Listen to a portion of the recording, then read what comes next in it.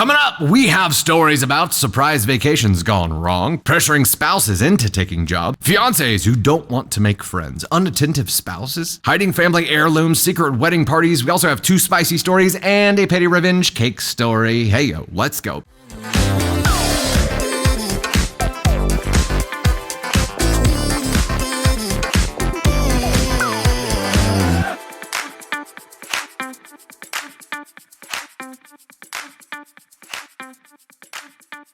Hey there, it's Dusty with another story for you. This one is, am I the astronaut for being mean to my wife for buying me a trip to a Cancun resort for my 40th birthday? My wife and I have been together for 20 years, married for 15 of those years. That being said, my wife has been well aware that I do not like traveling. I don't mind road trips a state or 2 away, but that's it.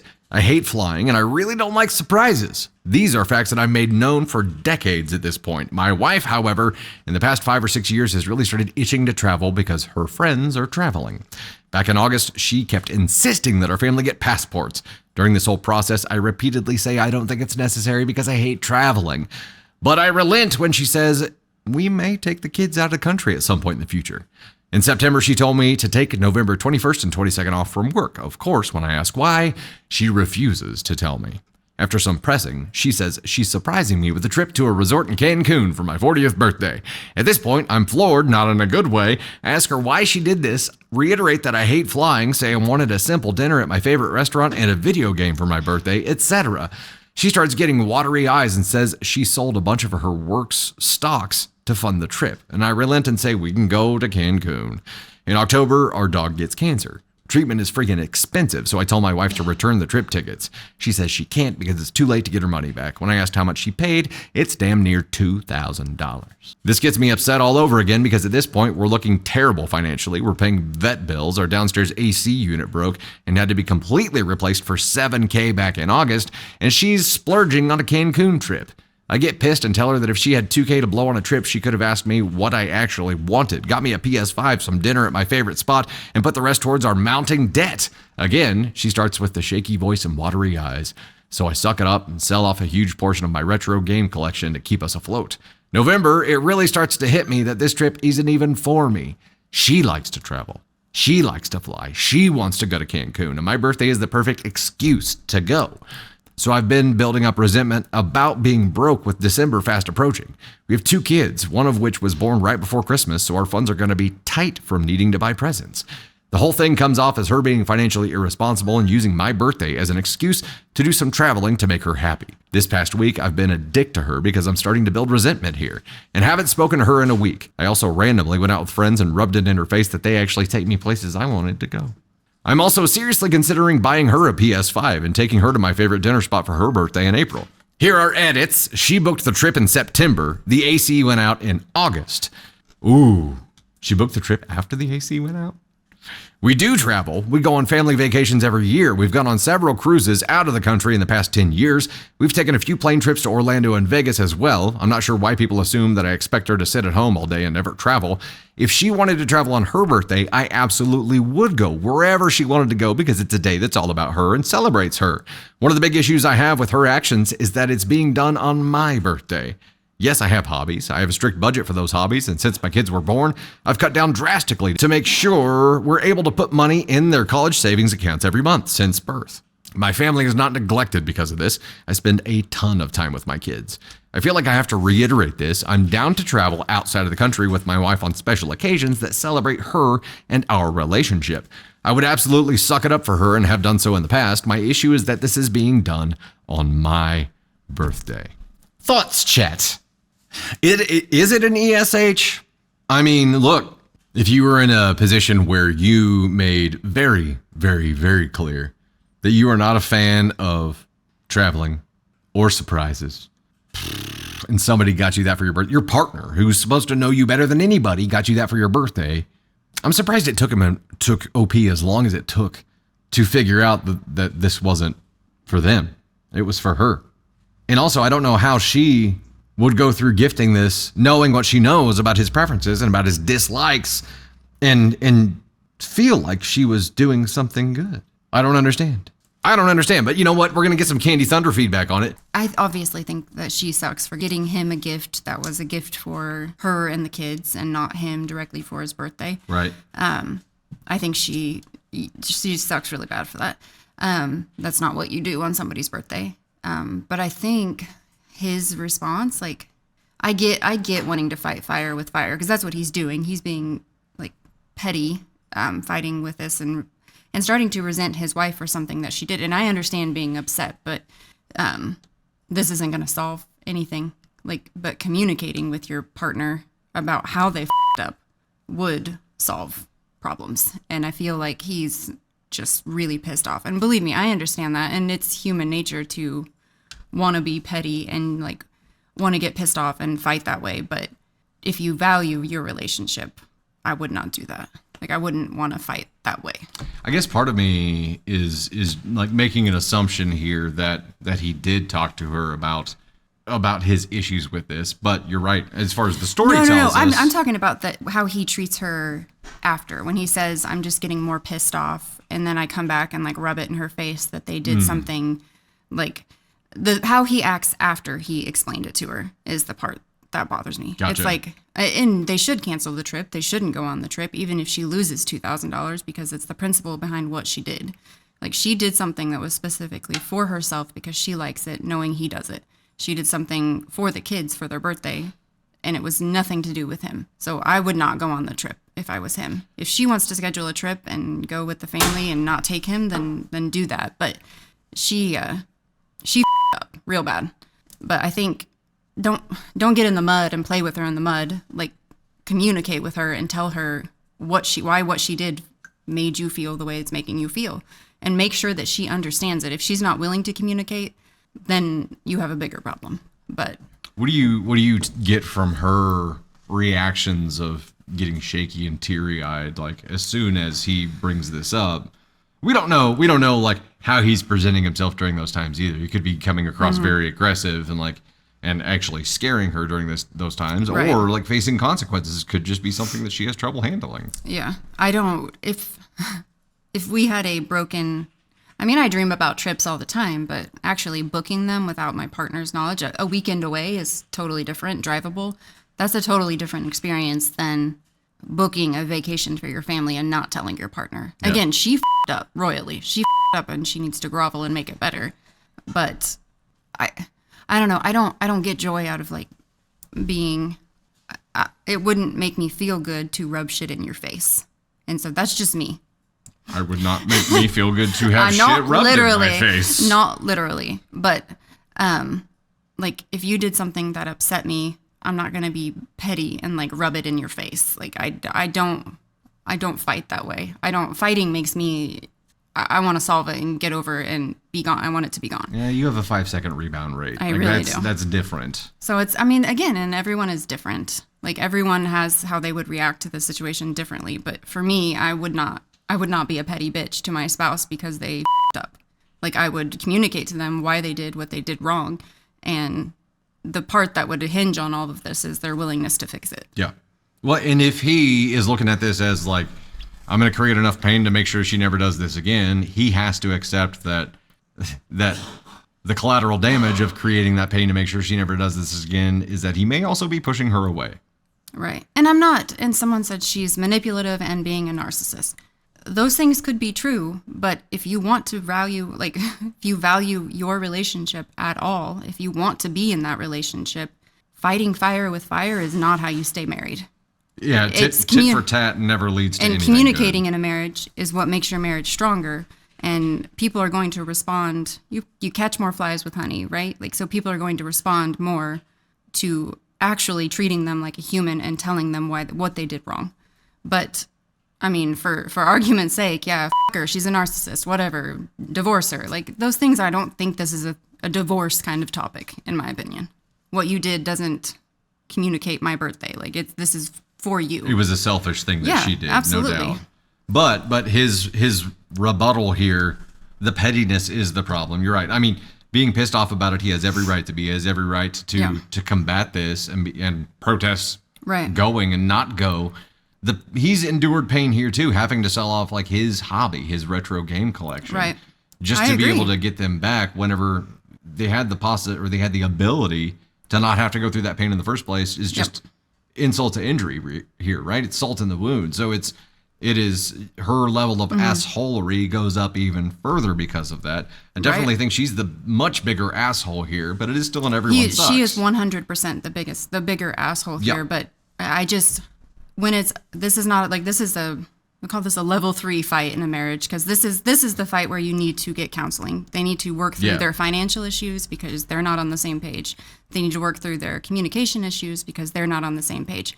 And you can't say that she's in the wrong for doing something like this and he's in the right for responding like a petty bitch. Like that's just not okay. Like it's not going to fix a marriage. It's just going to destroy it, and it's going to break up a family. Yeah. Well, and I guess that comes down to, like, what do you want to get from this? And then you have to identify that before you decide what kind of action you're going to take, right? Sure, him being a petty bitch is warranted. Yeah, I agree. But at some point you have to switch, and you have to decide whether you want to save your marriage or if this is your divorce. And if you decide you don't want to be in this marriage because she doesn't understand you and she doesn't get you, then that's his choice to move on from it and do something else. But I'm just telling you how I would handle the situation, and it is not like this. Yeah, I get it. And also, I feel like narcissism, like some people are complete narcissists, but we all have it inside of us. It's just how much do you lean into your selfishness? How much do you care about how you make other people feel? It's like a sliding scale. Like, where are you at on this scale? Because we all have the ability to show narcissistic traits, but I think she's selfish and she did a selfish thing, but that doesn't make her a shitty human being, in my opinion. So I would put her here. Katie Thunder gives her the 2. I'd probably give her a 1. But I think he's at a 3. He should have done it differently. And I would put him at a... Okay, so I'm a little more harsh on him than she is. And I would put him at a 4. I'm a little more harsh on both of them. So you're 1 and 3, 1 for her, 3 for him, and I'm 2 for her, 4 for him. Yep, I'm odd and you're even. That's basically what it comes to. Yeah, that makes sense. I think it's all about defining.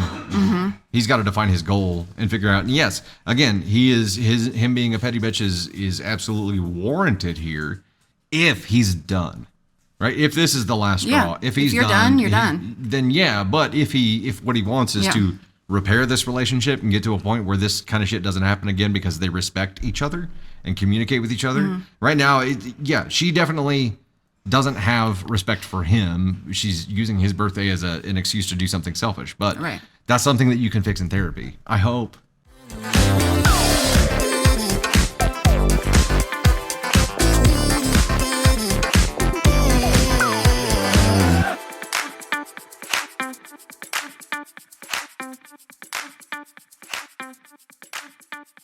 Hey there, it's Dusty with yet another story for you. This one is, am I the astronaut for shaming my husband to get a higher paying job? That doesn't sound nice. When I married my husband, I believed he was a driven person. He had just graduated college, got a great job, and immediately began to pursue his master's degree while working full time.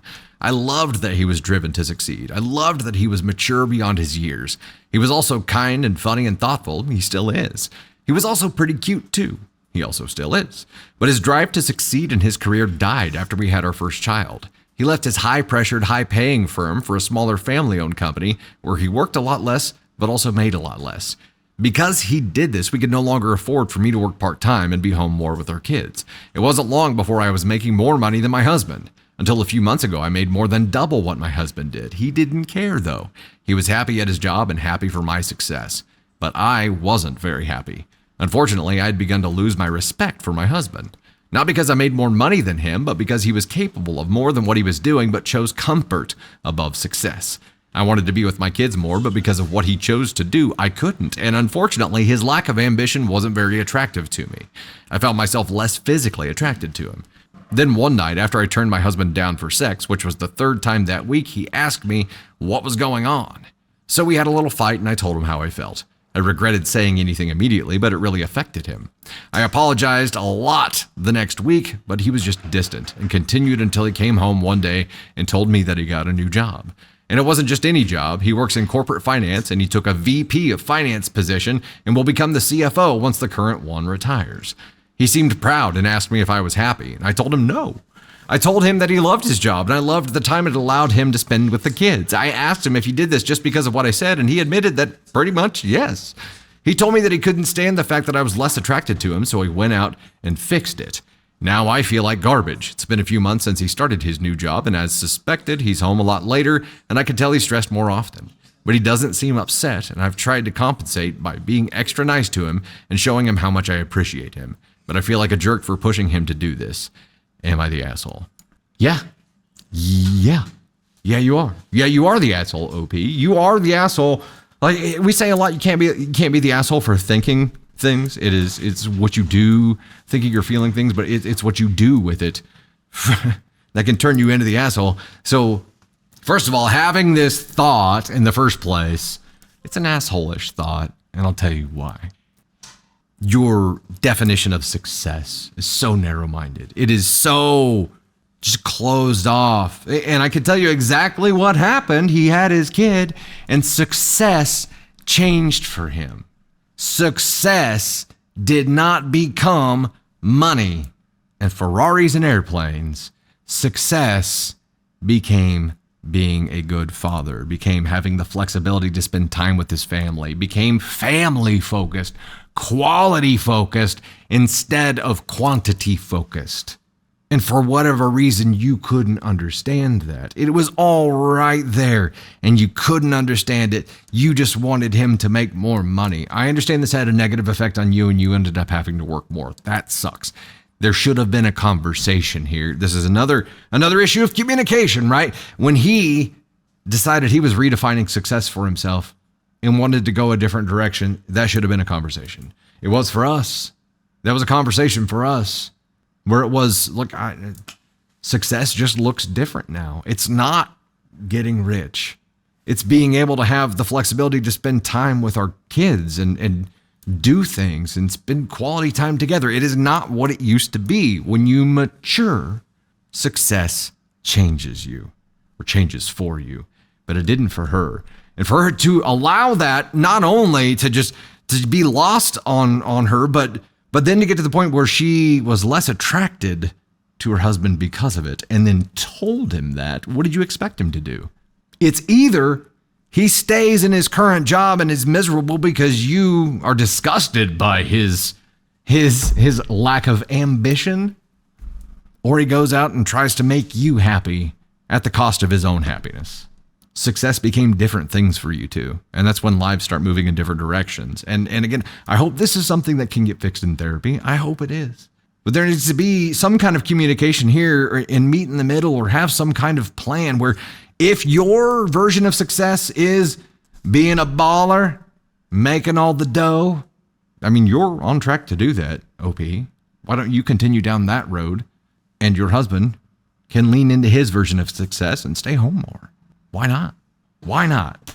But being disgusted by him and his lack of ambition, is that something you can control? Is it something that you can control? Eek.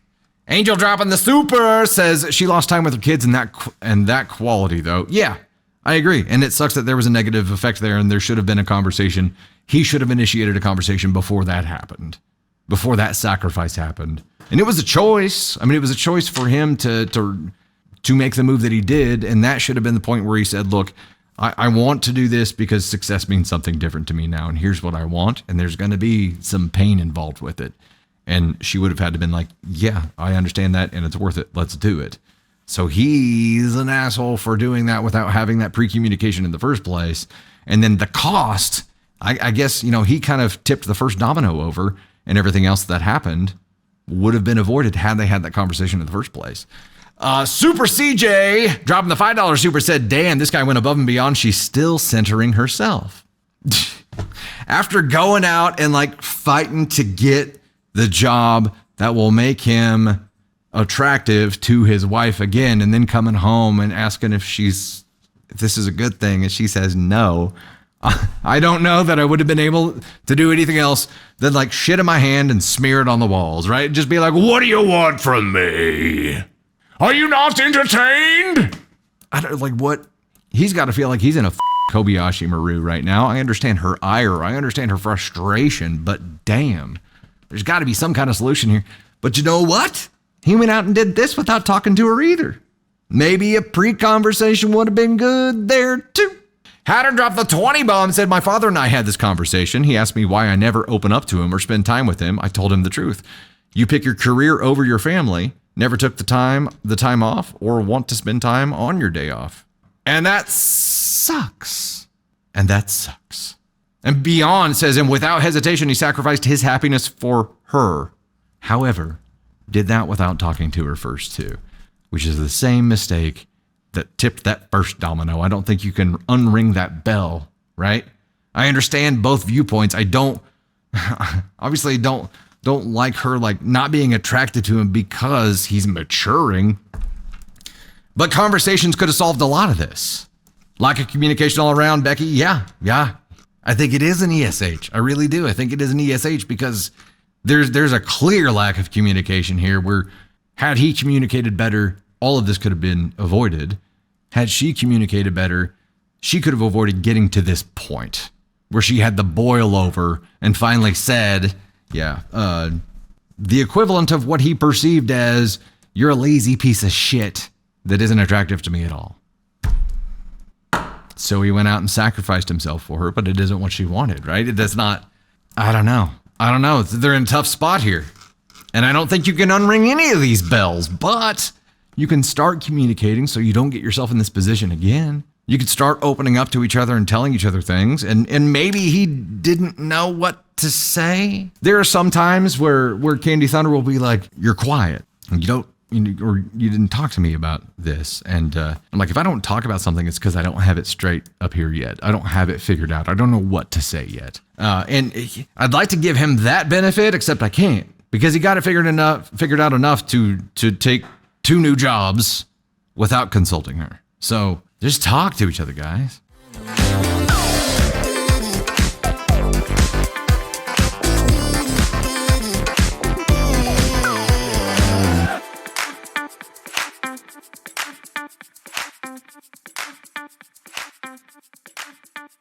Hey there, it's Dusty with yet another story for you, but this one's a little bit different. It's a petty revenge story and a cake story. Title of this one is, yes, this is Regina Phalange speaking. Is my order ready for collection? Long ago, I worked in a cake store. We mostly sold a very standard product, but I was known to agree to varying levels of customization at times.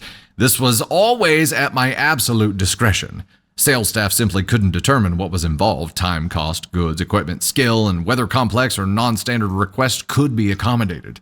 Sometimes people took orders they shouldn't have. Sometimes, if it was a well-intentioned screw-up, I'd try to accommodate within reason. If I couldn't, the offender would have to take responsibility, call the customer, fess up, make nice, and try to offer a reasonable alternative, etc. Nobody liked doing that. Also, sometimes people like to just roll the dice for whatever reason and see if I'd just find a way to make it happen, but did not wish to risk my displeasure. So it wasn't uncommon for finger pointing and scapegoating to occur when unapproved orders were accepted. The owners were sometimes included or involved in the finger pointing and scapegoating. Oh, surprising. I would assume at this point that OP was an owner, but is not. Not an owner, the talent. I rolled in at 10 on a Monday morning to find an order requiring very extensive customization. Think like a layer cake with a different flavor for each layer, specific fillings and covering, custom handmade chocolate work decoration, gold writing basically sprinkled with stars from the sky and dusted with the dreams of angels and wishes of fairies. Maybe some very slight exaggeration. It was for lunchtime pickup. Oh, well, like a same day order. Yeah, get right on that. I lost the plot. The boss came in response to my rabid ranting. The offender, hapless coworker, was hunted down via handwriting comparison. Hapless coworker was made to phone the customer and make nice. Boss suggested that I deserved a coffee and lunch to make up for it, but I refused as HC was normally great to work with and looked pretty sheepish. So boss said that he would shout everybody coffee and lunch and suggested a fancy place. Everybody made their requests. It was a really nice lunch and HC and I were very popular. Oddly, boss seemed to be rather enjoying the whole thing. Then I noticed the other owner had been very quiet. After much prodding, she suggested that it had been a prank perpetrated by the boss. Oh dear. I protested that the handwriting matched HC. She said that HC had been heavily influenced. I protested that the customer had a very distinctive name. Think Regina Phalange. It wasn't that, but that distinctive and fake. Then she told me that that was his standard fake name. that he had at some point used to prank all of his friends and family. She seemed pretty over Regina Phalange, to be honest. Challenge accepted. A couple of days later, HC and the boss were both working again. I invited my neighbor over and explained that she was Regina Phalange and gave her the details of her very complicated order. They were unable to fill her order for Monday, and she was told that it could be collected on Wednesday morning at the earliest, LOL. She gave an Oscar-worthy performance and was very abrupt because she had been so inconvenienced, LOL. I called the other owner so I could listen to both sides while boss tried to explain to HC that Regina Phalange wasn't real, and she insisted that Regina was real and pissed and wanted her cake. That's the end. That's the end of the story, which is fantastic. So wait. So boss number one, owner number one, puts hapless coworker HC up to the prank of creating this elaborate order that OP was going to have like 3 hours to turn around. If that, no, two hours to turn around. It's a prank, right? But never fesses up to it. Lets the hapless coworker take the fall, and then his partner, the other business owner, secretly exposes him, giving OP the opportunity to reverse Uno his ass. Making Regina Phalange real is epic. Epic. Where is my cake? I was told I could pick it up on Wednesday. I expect the Stardust, the real Stardust, to be included on there. Or I want my money back. Want my money back? Yes, we need to get some petty confetti going on for that. We still have petty thunder here. There it is. Petty thunder. You get the petty thunder. You know what? That is a messed up prank, and it ended up costing the boss buying like lunch and coffee for everybody. But still, he didn't fess up. He or she didn't fess up. Like, dude, if you're going to prank somebody, don't let somebody else take the fall, especially if that person is your employee. We would never do anything like that here, would we, Tony Spark? We'd schedule a fake prospect intro call here at the marketing agency, Stormcloud Marketing, and use some kind of voice filter and have some kind of like outlandish budget and requests and get everybody real excited here, and then it would just turn into absolute disappointment and dickishness. Like, what do you get from this? That's what I don't understand. What do you gain? Just proving to yourself that you're the smartest guy in the room, like being able to manipulate other people for fun, for sport. What do you gain? I don't understand.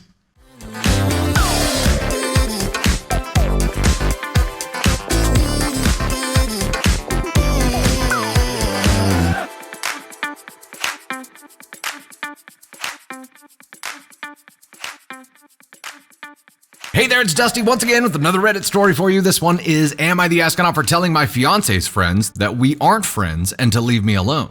So on December 1st, my fiance's friend, I don't know which one, hosted a holiday get-together that I immediately did not want to go to, but kept to myself because I know how much my fiance loves her girlfriends. I do not have a problem with her girlfriends. It's their partners that piss me off. Oh. For background, each of them has tried to connect with me or befriend me over the years, and each time I've shot them down as bluntly as possible. I have my own group of friends and I don't want more. I smile and keep everything surface level in person because I know my fiance loves get-togethers. On the first night we all met, we all exchanged numbers. At once, they each tried to text me or call me. I blocked them. They added me on Snapchat and added me to their group chat. I again blocked all of them and left the group chat. They added me to a group chat on Instagram. Again, blocked them all and left the group chat. Twitter, X blocked. Facebook blocked. Emails blocked. Even here on Reddit, they're all blocked. They invite me to their boys' nights through my fiance. Stern no every time. So at the get-together, the 8 of us, me plus 7 partners, are sitting in the living room while the ladies cook and talked. They were in their own conversation about the election and football and whatever, and I was just smiling and nodding. One of them makes a joke about me being quiet. I try and laugh it off, but he keeps pressing. So I left and hid in the bathroom until the food was ready. During the dinner, the partners kept digging into me as usual, trying to get me to open up, asking me about my work and hobbies and my proposal story and wedding plans. I gave the same surface level answers as always, but for some reason they weren't having it. And then everybody except my fiance started yelling at me for some reason, saying that I'm such a prick and what's wrong with me and that I act like I'm better than them. So I obviously yelled back at them. The SparkNotes version is, I don't know them. I don't want to get to know them. Leave me the F alone. I don't know any of your names. I don't care to know your names. Friends-in-law isn't a thing. And that just because our partners are friends doesn't make us friends. Using my forearm to make a line. using my forearm as a line. This is the line. Stop trying to cross the line. Stop approaching the line. Back the F away from the line. Everyone stay arm's length away from me. Then I threw the car keys on the table and took a lift home. When my fiancé came home the following morning, she looked like she had been crying. I've never seen my fiancé so angry or disappointed and sad. I tried apologizing to her, but she called her dad to help her get her stuff from our place, and I have no clue where she's staying. My calls all go to voicemail. My texts are on delivered. Am I the astronaut? Too long, don't read. I yell at my girlfriend's friends that will never be friends and to leave me alone. Douche. You know what's funny about this is that OP left his fiance no choice but to treat him the same way he treats everyone else. Blocked. Look, I'm a hermit, right? I get like being uncomfortable, like with new people and not wanting to make new friends and wanting to stay in your little bubble. I get that. But these people never did anything until the escalation, but try to be nice to you, but try to include you. And that was so the group could be a group and they didn't have this outlier because your fiance wanted to be included in the group. And I think what you have to understand is that when you get into a relationship with someone who has a group of friends that is like this, that is part of a group, you're kind of marrying into that group too. Like you're accepting that this is a part of who she is. These people were a part of who she was, and you did not accept them, so you did not accept her wholly. You did not accept all of her. You accepted a tiny little part of her, and you would not share any of you with anyone else. There's being a recluse, and then there's just being a dick. And this feels like it was just a dick thing to do, right?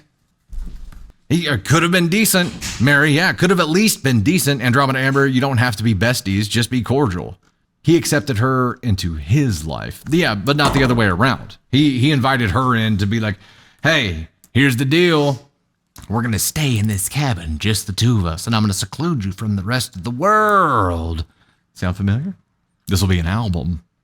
Jasmine, I do agree with that. Fiancé deserves better. And she's choosing better. Now, zero's greater than -1. And she just realized that because she finally realized that he is just a drain. He's only a negative impact. There's nothing positive.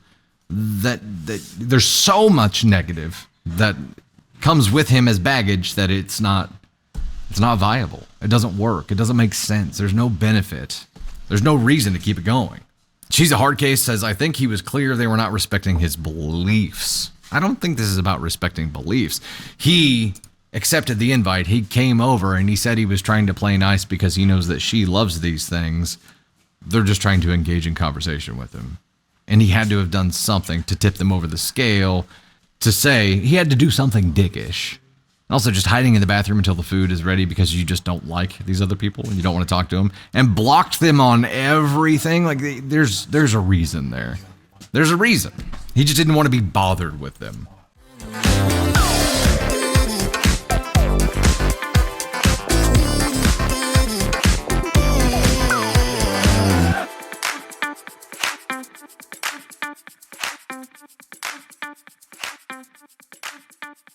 Hey, it's Dusty Thunder, and I have a spicy story for you.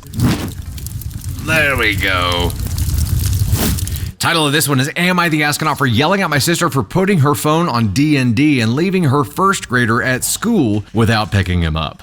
Today at 4 p.m., my nephew's elementary school called me. He's 7 years old and in first grade. He had been left at school for about 40 minutes after dismissal, and the office said they couldn't reach anyone on his emergency contact list. They asked if I could get in touch with his parents, my sister, and her husband. I tried calling both of them, but their phones were on Do Not Disturb. The calls would ring once and go straight to voicemail, which was odd because their phones should usually ring a few times before going to voicemail. Since neither of them was reachable, I got concerned and decided to go pick up my nephew himself. While I was on my way, I kept trying to call my sister. She finally called me back about 90 minutes after when the school first tried to reach her, saying she and her husband had just been napping. Oof. I was furious. It felt incredibly irresponsible for them to leave their child stranded at school and silence their phones, especially as parents of a young child and a toddler. Her excuse was that her husband had asked his grandparents to pick my nephew, but there was a miscommunication. I told her that even if that was the plan, she shouldn't have put her phone on Do Not Disturb because emergencies like this can happen. Her response shocked me. She said she likes putting her phone on Do Not Disturb during naps, and if I was going to react this way, she would remove me from my nephew's emergency contact list. She also added that I was the last contact on the list anyway because her in-laws, the grandparents, were listed first. Okay, so the one person that jumped in and was able to rescue this kid, she's like, I'll take you off the list. Well, so then there will be no one to pick him up next time. And what then? What happens if no one shows up to pick a kid up from school? What does the school do? I don't know. Like, what do they do? Yeah, I guess call CPS, call the cops, call somebody. She then accused me of overreacting, saying that normal people wouldn't get angry about something like this. She even mentioned that she's made a lot of new friends this year and now understands how normal people act. I found this insulting because I was the only one responsible enough to answer the school's call and make sure her child was safe. She continued justifying herself, saying it's normal for people not to answer their phones if they're busy, at work, or in meetings. She insisted that having her phone on Do Not Disturb was necessary because she naps with her toddler and needs complete silence. By the end of the conversation, she tried to make me feel like I was in the wrong for being upset. She said I had a right to be concerned, but no right to be angry or yell at her. She then added that she doesn't like spending time with family because there's always an argument when she talks to us. This left me completely baffled. Instead of showing any gratitude for my help, she threw backhanded insults at me, and even though I was the one who ensured her child's safety, her reaction made me question whether I was wrong to be upset, but I still feel her behavior was irresponsible and ungrateful. I get the confusion, because at some point you'd be like, am I wrong? Am I wrong here? Like, am I wrong for being pissed that my sister left her kid at school and, says they had an arrangement otherwise, but it doesn't matter. Like, you have to be reachable. You have to be. Don't you? No, do not. Do Not Disturb is not an option for two parents at the same time when you have kids. I'll put it that way. I didn't even question if they were really napping or not, but now I am. Were they napping or were they napping? Instead of picking their kid up from school. You know what? Yeah, Flames of Jagger, good point. You don't D&D the school, because even on Do Not Disturb, there's an exception list. You can have the school's number be on that exception list, right? Making more babies to ignore, Lady Artemis says. Yeah. Cool. Something is up there, and when people get exposed, they lash out, and she's lashing out because she got exposed and she doesn't want people to make her feel bad, right?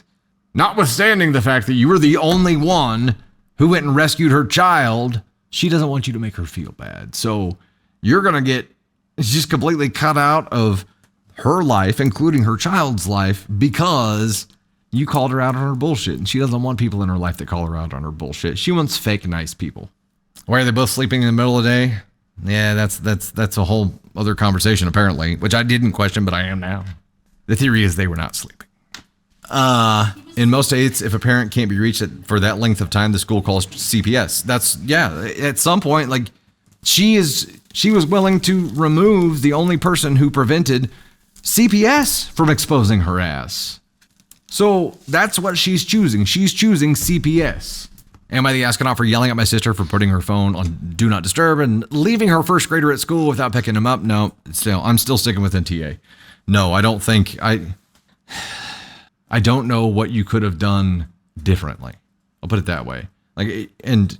Except, making sure the school has your number in case, or not in case, for when this happens again, because it is going to happen again.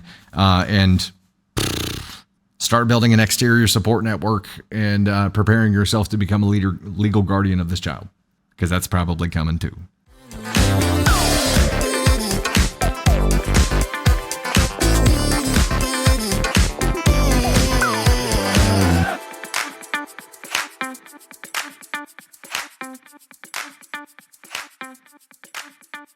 Hey there, it's Dusty with another story for you. This one's spicy.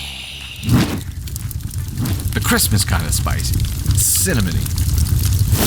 This is actually from True Off My Chest and is titled, I Want to Divorce My Wife Over Her Hair. This is just me venting, and I'm so exhausted of my wife here lately. Our little girl's wedding was back in October. Wait, why is wedding in quotation marks? Our little girl's wedding was back in October, and it was a disaster because of my wife. My wife and daughter had gotten into a fight before the wedding, seemingly made up a few days before, so we flew down and were going to stay till after the wedding. When we got there, my wife started complaining about her hair. My daughter was suggesting a few of the salons around New Orleans that would have fit her in before the wedding. My wife asked her if she would just do her hair. My daughter has her beauty license. My daughter agreed, and that's when the disaster started. My wife's hair was too warm, then too cool, then too warm again. My daughter had done her hair 3 times in a row. 6 hours each time because my wife has a lot of hair and was wanting to be foiled back to back. Don't know if I phrased that right. My daughter said she couldn't do it again for the 4th time because she didn't want to overprocess her hair and that her body was killing her. She said she was becoming burnt out from her nursing job, her hair job, and now all the wedding planning and running around. This 3rd appointment was the day of her wedding, by the way, and before it started, my wife said, "Don't take another 10 hours to do it." She sounds like a real Southern peach. My wife became very short and snippy with her and complained about her hair the entire time. She kept sending my daughter pictures of hair colors that she liked and telling her she colored her hair too gray and cool. My daughter was in tears during her wedding because she said her feet were blistered, so it was hard for her to walk in the heels she had purchased for her wedding day. Her husband gently asked us if we could go home the day after the wedding. I, of course, agreed. I was continuously telling my wife that her hair looked amazing and to leave our daughter alone, but she just kept saying, "This is her job." I snapped at her after the 2nd appointment and said, "Enough is enough."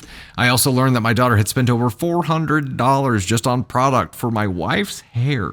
My little girl and her husband make enough to sustain themselves fine and live comfortably, but I know that after their wedding, they want to tighten their belts and start saving up for a house because they plan on trying for kids soon. After the wedding, my wife had completely blown up once we got home, saying her hair was a mess and that she was going to have to pay a lot of money to get it fixed. She texted her daughter and ripped her a new one, saying what she wanted wasn't that hard and that she's completely destroyed her hair. Our daughter just replied with, "She's sorry," and hasn't talked to us since. She sent me a happy Thanksgiving text and told me that she loved me, but she hasn't talked to her mom since that text, and she only keeps in regular contact with her siblings. I'm so beyond pissed off. She had worked hard, coming off a 16-hour nursing shift and immediately doing her mom's hair for 6 hours and then 2 more 6-hour appointments back to back on her wedding day, and my wife is still ungrateful. This isn't the woman I married. This isn't the mother that I know. If I have to hear about her precious hair one more time, I'm gonna leave, because no hair is worth her relationship, worth her daughter. Damn. I mean, damn. Candy Thunder, this is your feedback story. Why don't you bring your beautiful hair up here and tell us what you think about this? All I keep thinking is, it wasn't about the hair.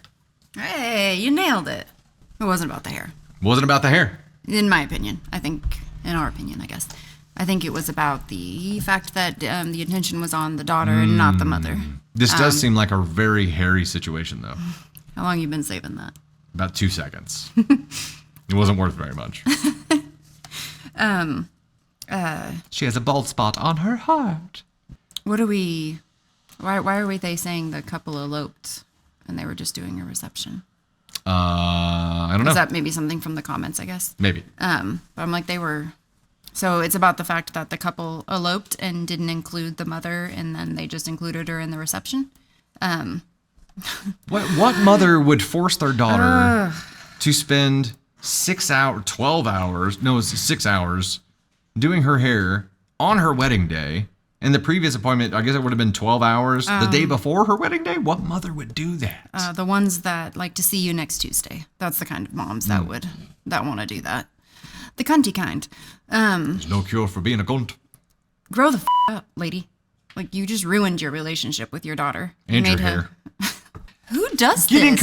colored 3 times back to back. Look, I don't know shit about F, right? But I do know that getting your hair colored 3 times back to back is just going to fry it and it's going to fall out, right? Like This is another use your words situations, but also you don't get to control in what way your children get married. You don't get to control if they elope. You don't get to control if they have a small wedding or a big wedding. Like, that is up to the people that are literally getting married, like, if you understand how that works.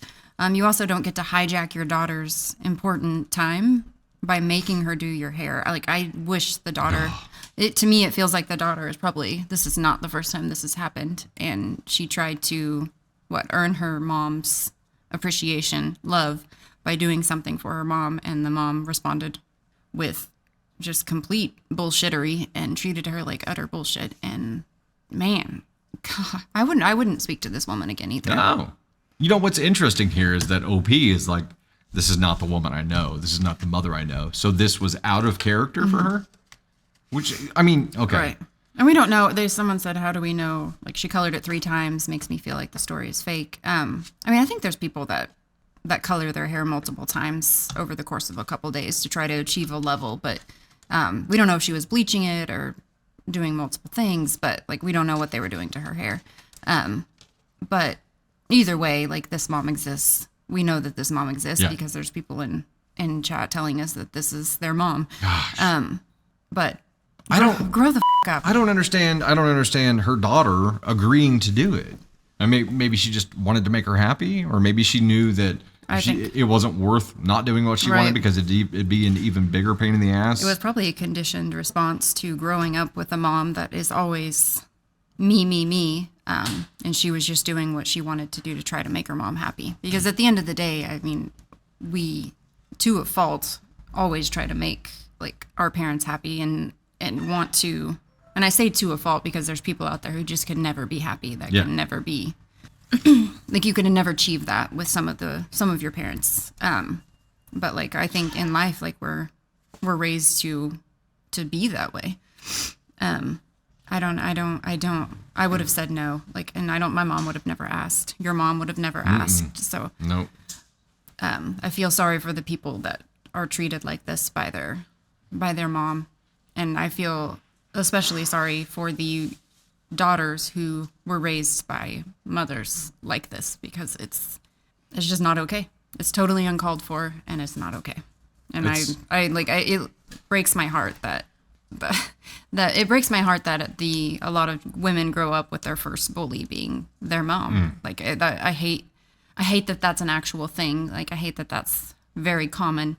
And people are the way they are for a reason. Yeah. So how she grew up was probably similar. Right. Or she thinks she's doing better than her mom did. So, gosh, it's breaking the cycle is not an easy thing, but you got to do it because she finally went far enough. How did daughter respond? She went no contact. Quietly. She did, yeah. She said, "I'm sorry," and then said, and then nothing. And then after went that. No contact. But like, what do you? And the fact that this groom stood up and said, "You guys need to go," and the dad was like, "Absolutely, I hear you, I understand." And he stood up for his wife because he knew what this was doing to her, and he probably knew they probably eloped because they didn't want to deal with her bullshit. And there she was wreaking havoc. Oh, she Yeah. She created enough bullshit to make up for the fact that she couldn't during the actual wedding, if that was the case here. Hey, Hatter dropped the $10 super and said, this is one of my fears that I am finally engaged. My father has always been my way or no way and tried to make it about what he wants. I would go no contact with the mom and low contact with OP. Right. I think so. OP dad in this occasion. Also, I don't know why, but I keep putting the story in some kind of Steel Magnolia setting in my mind. Like I see it going down in that kind of setting. OP, like you now have a responsibility to try to build a new relationship with your daughter because she's the only one that she's left some kind of lifeline to. And I know that you want that, and you, I think, need to have a real honest and difficult conversation with your wife and be like, who have you become? Because this is not the woman that I know, and this is what I see you doing. Yeah. Why? And his title is, I'm considering divorcing my wife over hair. He's like, I've seen, and someone said maybe he didn't see this.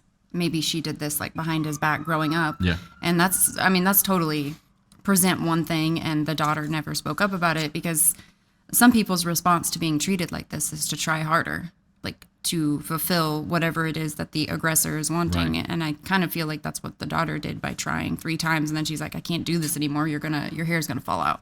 And now she wants to go she sounds very, very vain, very selfish, and only cares about herself. But I think this is divorce material, in my opinion, because if you witnessed me treating, I will say Navy because she's our child together, but if you witnessed me treating Navy like this, you would have stopped after. You wouldn't even have allowed me to ask Navy to do my hair on our wedding day. Like, I don't even understand. Well, if you had just sprung it, like not even talked to me about it ahead of time and said it, you would have been like, no. My look would be like, I would never do that.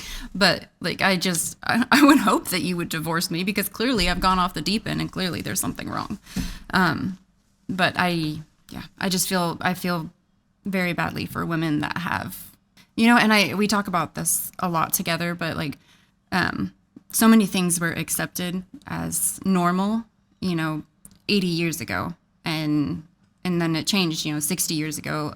Some of that fades away and there's this other stuff. And like, I feel like in today's world, we're chipping away at the stuff that's not okay. It's not okay to treat your children a certain way. It's not okay to be shitty in this way to other human beings. But I think we have to understand that like people grew up a certain way. This woman was probably treated like this by her mother. It does not make it okay. Right. It does not make you responsible for your actions. But I hope that we get to a place where we filter treating our children like this out, and it does not exist anymore, so that we aren't creating people that are broken. Like, we're creating people that... Sorry, I didn't mean to interrupt you. No, you're fine. I forgot what I was saying. I didn't know where the hell it was coming from. And someone asked about the makeup that I'm wearing. It's actually a color pop palette with Rudolph the Red-Nosed Reindeer on the front of it. It's a Christmas palette, and I'm very excited about that. So...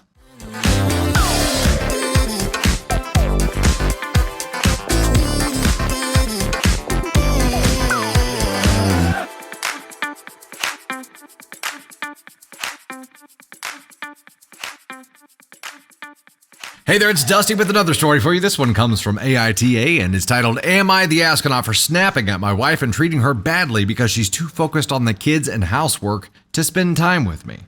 All you do is take care of them damn kids and clean up after us. I will not be ignored. I, 35 male, have been married to my wife, 33 female, for 8 years. So she was 25? Yeah. We have 2 kids, 5 and 7. I work a demanding job as a manager. It's long hours, stressful, but it pays well. My wife is a stay-at-home mom and handles the house, kids, and errands. I can't remember the last time we had a real conversation or did something together without the kids interrupting.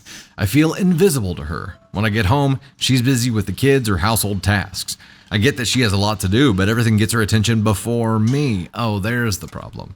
Everything gets her attention before me. The kids need help with homework, laundry piles up, and there's always something needing done. I miss when she wanted to spend time with me. Now it feels like I'm doing everything alone.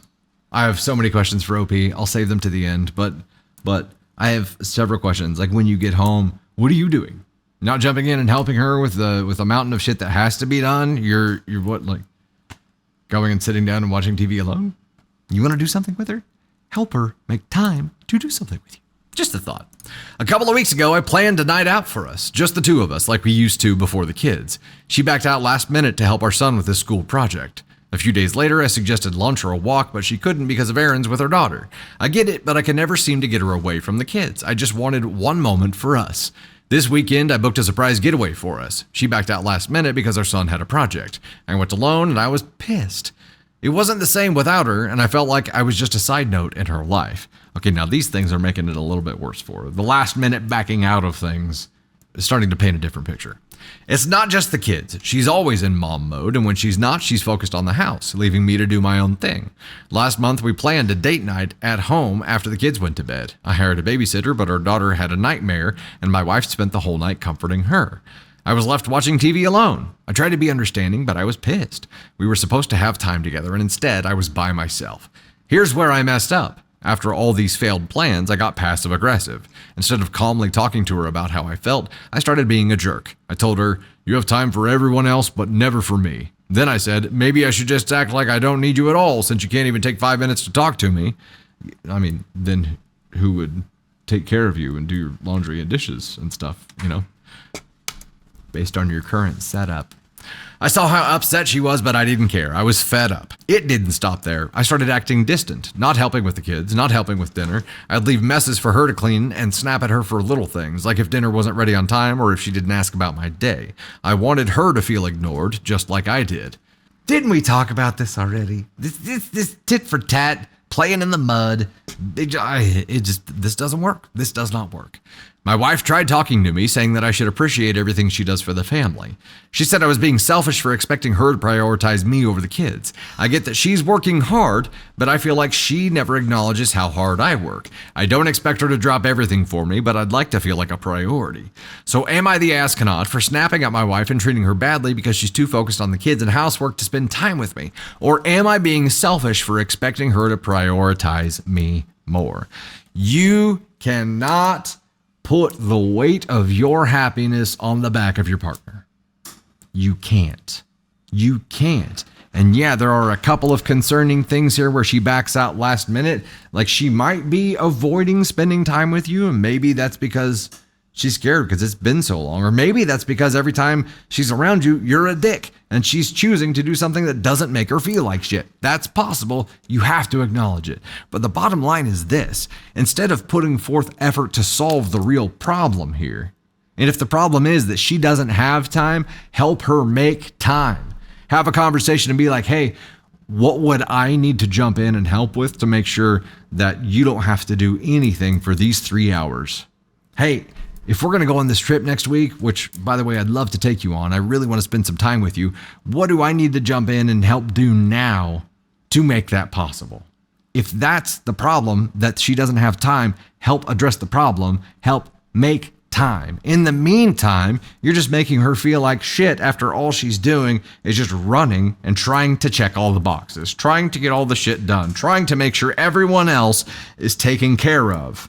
And here you are feeling neglected as a husband. And I get like, you have to make time for each other. You have to show some kind of initiative here. But as a partner in a relationship, you cannot just throw this problem out there and be like, you fix it. You have to be solution focused instead of problem focused. If you're solution focused, if you have a problem, you have to be willing to do something about it. Beyond bitching, beyond just saying, hey, this is bullshit, and beyond trying to teach your partner a lesson by doing to them what you perceive they're doing to you. That is not constructive. So what do you want, Hero P? It sounds like you want to spend time with your wife. You want to be prioritized by her, which I see as a problem, because that feels like putting the weight of your happiness on her. I don't think that's right. You need to be able to be self-sufficient and be happy without having someone else give you flowers, right? Like, you need to be able to do that. And a partnership is about the team. So jump in and be a team with her instead of feeling like you're not getting the spotlight enough. That rubs me the wrong way. But it is possible that she's avoiding you. It's possible.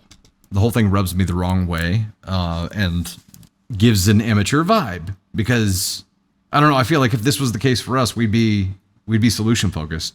And if jumping in and trying to implement a solution to make happen the result that we wanted to happen didn't work, we'd have a conversation and be like, hey, what do I need to do to help with?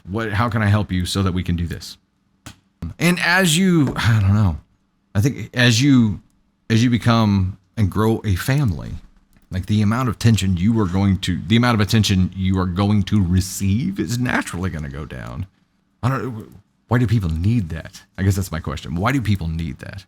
Need attention.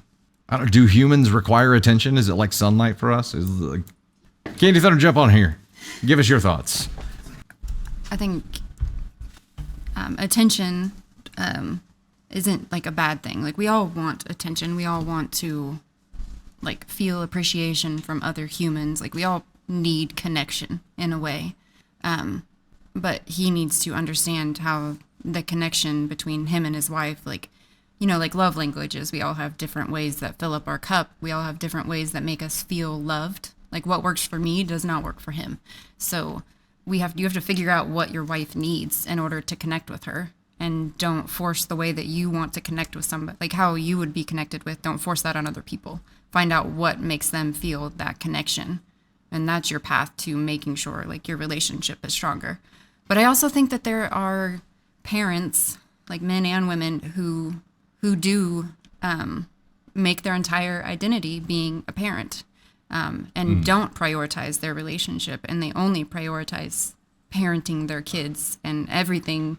And I don't think that's healthy to have nothing outside of being a parent.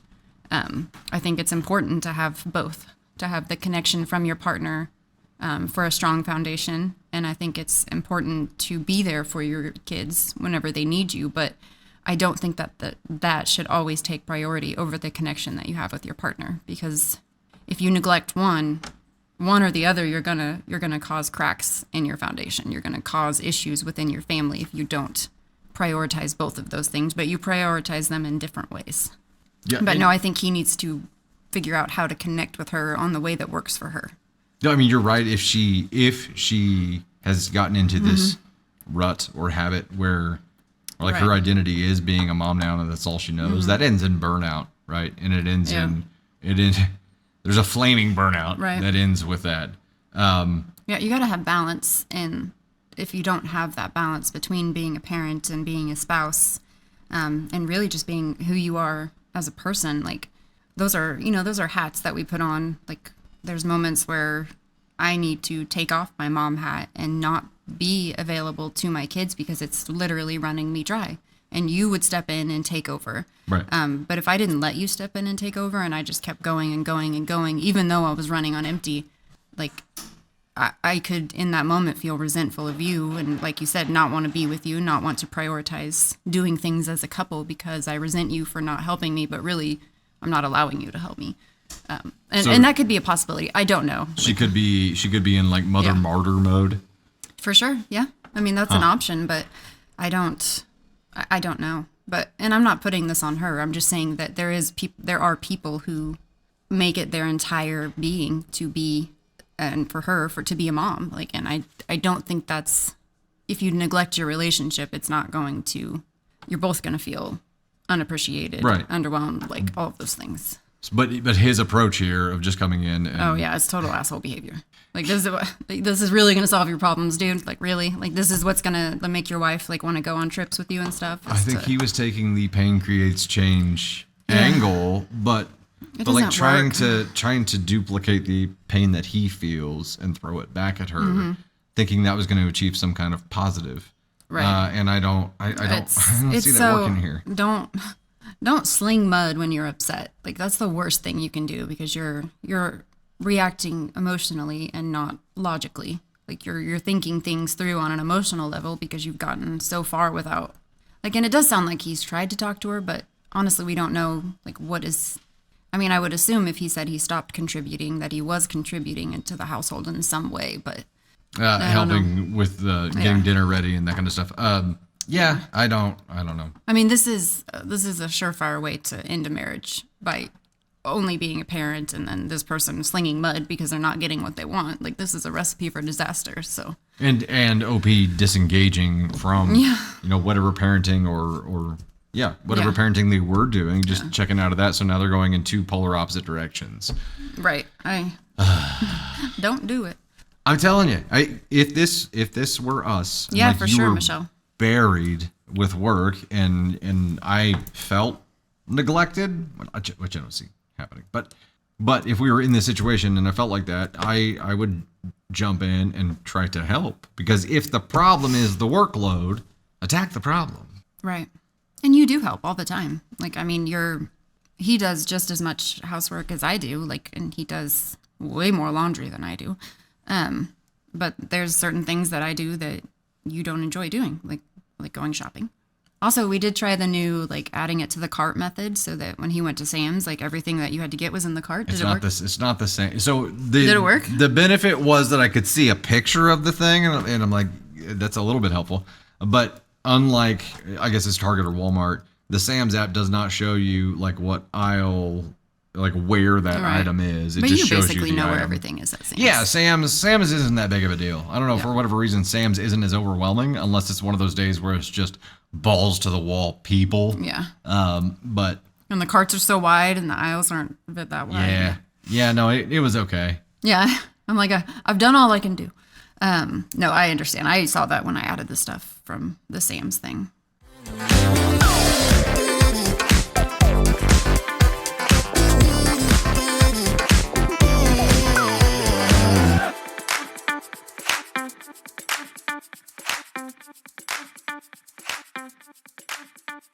Hey, Dusty Thunder here, and I wanted to thank you so much. I hope you enjoyed that content, and if you did, please make sure to like, subscribe, and most importantly, share. Also, you can find swag and so much more at dusty-thunder.com, and you'll find even more content on all of our platforms. We're on TikTok, YouTube. We now have an official Facebook page that we'll be posting stories to as well. We have podcasts on Spotify and Apple Podcasts, and so much more. You can see all of our content platforms on Linktree, which is linked in my bio. Engage with us wherever you're enjoying content, and do your best to avoid the Askonauts today.